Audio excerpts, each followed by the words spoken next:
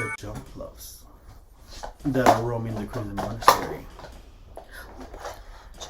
I do too, because they're just like,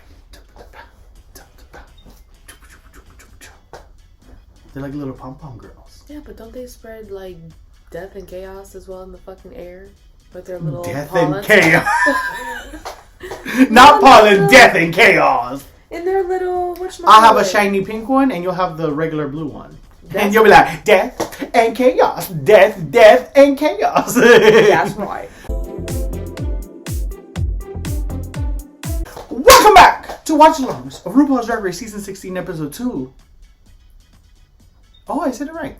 The Queen Choice Awards. Was that Season 2? I said Episode 2, no? Anyways. So, we meet the second batch of girls. 7 more girls enter the competition. Right. Any standouts? How do you feel about... So, okay. Wait, before we start. There's 7 bitches in this one. Before we start. Blue. Because, so there's some controversy with this Plain Jane. Before we start. Oh, don't get me started on Wait. So online, there's half of the community that feels like, oh my god, you all gave Mistress and Lux such a hard time for being bitches, and now you all want to love on Plain Jane. Ooh. That's right. It's the sing song. And then there's the other side that's like, yes, we have a real villain back. Plain Jane's making you bitches eat it. Fuck you, fabulous people. Which I'm 2 ways on this. I'm bisexual. One way is I never gave Mistress or Lux a hard time for being bitches because I like drag. And drag sometimes encompasses. Sometimes competition breeds a little bit of catty behavior. Because let's be real, at the end of the day, everybody wants to win. Everyone wants to win their challenges, and they put a lot of effort into what they're doing, into all the work that they've done for their drag, and they get upset when they don't win. Obviously. Granted. However, there are fans of drag, and then there are fans of drag race.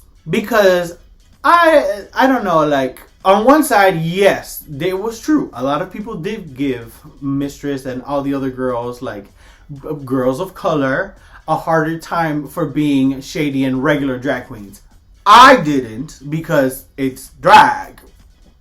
But then there's this side now that's like, no, like basically standing up for Plain Jane. And I was like, okay, I'll agree because I want drag queens to be bitchy and fun. Because if not, it's going to be season 14, happiness and sunshine. Everyone is friends and all the time. And sometimes that's boring. And on top of the fact that's like, listen, if her drag persona is being Cuntalina Cuntress, then...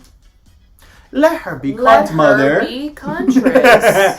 But then, I'm not going to lie to you. Accept the truth. Looking at the side and the group of people that are defending Plain Jane now, I'm eyeing. You're observing. It's a lot of the. Get it from me. I'm observing. I see. It's a lot of these.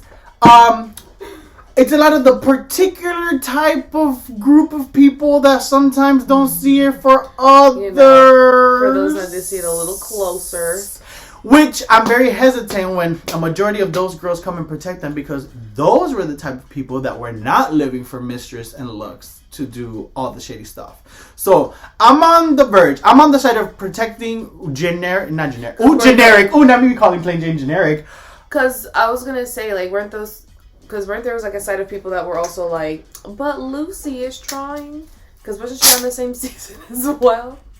Correct. So basically, we see it. So I'll be on this side.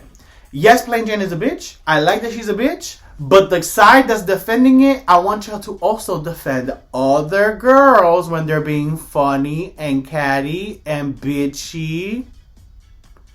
The flute is speaking, bitch. So, with that,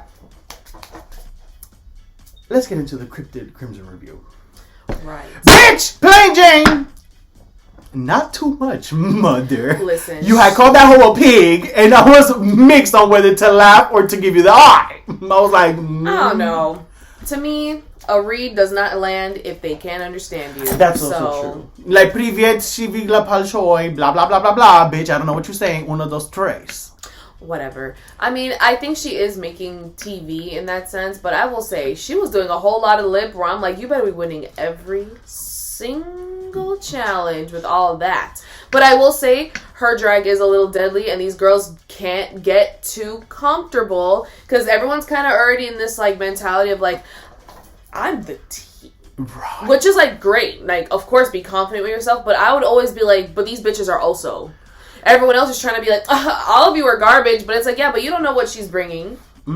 Because her shit was unexpected, and it's like, all it takes is for, like, something clever and unexpected that can just deliver a heavy punch that will get Rue going. And you know, I hated Burger Finger. I think that's nasty. Let's get to the talent show. So, first of all, Miami, Miss Mhi'ya Malapage, bitch, you turned that motherfucking shit out. Listen. Falling asleep at the DMV. That was T.S. Madison. so fucking funny. First of all, before we start, T.S. Madison, once again, thank you so much for being on our screens. You know, the T.S. Madison Kenjutsu. The T.S. experience is going off. So, we had T.S. Madison in the mini challenge, and then we had the MT Queen talent show. Mhi'ya dancing the stage out. Plasma, bitch, you were singing, and I live for it, but then you did impersonations. You could. That was. Right. Now, but, hello, hold on. Oh. Vroom, vroom, I made it past customs. Oh, and I'm here. I must save that for the end when we talk about the lipsing because I'm ready to.